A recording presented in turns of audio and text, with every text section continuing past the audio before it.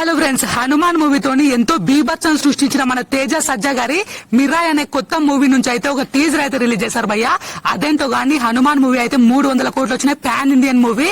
కానీ ఈ మూవీకి మాత్రం ఈ టీజర్ కి మాత్రం గట్టిగా 1 మిలియన్ వ్యూస్ కూడా రాలేదు. అసలు హిందీ వాళ్ళు మాత్రం అసలుకే పట్టించుకోవట్లేదు, అసలుకే చూడట్లేదు. ఇంకా అర్థం చేసుకోవచ్చు అసలు ఈ మూవీ ఉందన్న విషయం కూడా ఎవరికి తెలియదు. ఇన్ఫాక్ట్ హనుమాన్ మూవీ కూడా పెద్దగా హైప్ లేదు, ఎవరు కూడా అంత హిట్ అవుతుందని ఎక్స్పెక్ట్ చేయలేదు. బట్ అదే ఒక మిరాకిల్ అని చెప్పుకోవాలి. నిజంగా వేరే లెవెల్ బీభత్సం సృష్టించింది. ఇంకా ఈ మూవీని కూడా అలాగే హిట్ అవుతుందని మన తేజ సజ్జా గారు చాలా అంటే చాలా నమ్ముతున్నారు.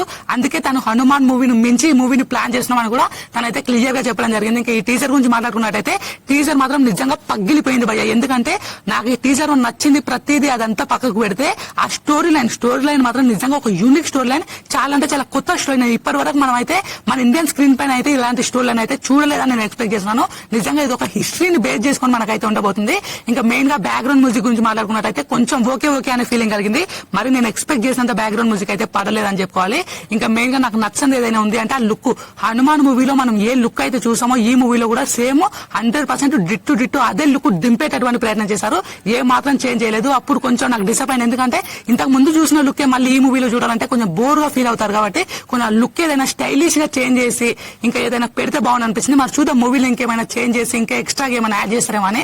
ఆ లుక్ ఒకటి నాకు కొంచెం డిసప్పాయింట్. ఇంకా మెయిన్ గా ఆ హీరోయిన్ ఉంటుంది కదా, ఆమెను కూడా కొంచెం డిస్కస్ చేసి ఉంటే బాగుండు, ఒక 10 to 15 seconds అని నాకైతే అనిపించింది. హీరోయిన్ కూడా పెద్దగా డిస్కస్ చేయలేదు.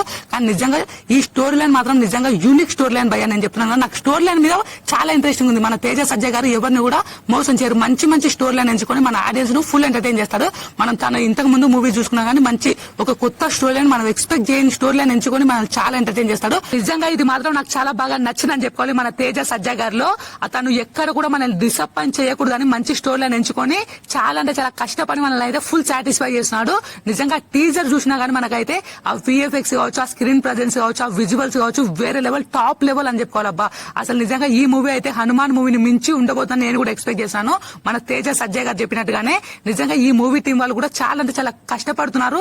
మంచి అవుట్పుట్ తీసుకురావాలని నిజంగా ఈ మూవీ కోసం వెయిటింగ్. ఇంకా మంచి పోస్టర్లు, మంచి టీజర్, ట్రైలర్ అన్ని ఇంకా మంచి రావాలని నేనైతే ఎక్స్పెక్ట్ చేస్తున్నాను. నిజంగా మరి మీకు ఎలా అనిపిస్తుంది ఈ టీజర్? నచ్చిందా నచ్చలేదు అనేది కూడా డెఫినెట్ గా కింద కామెంట్ చేయండి. ఉంటా మరి వీడియో నచ్చితే లైక్ చేయండి, వీళ్ళంతా కూడా షేర్ చేయండి. అలాగే మన ఛానల్ సబ్స్క్రైబ్ చేసుకొని బెల్ ఐకాన్ ఆన్ లో పెట్టుకోండి.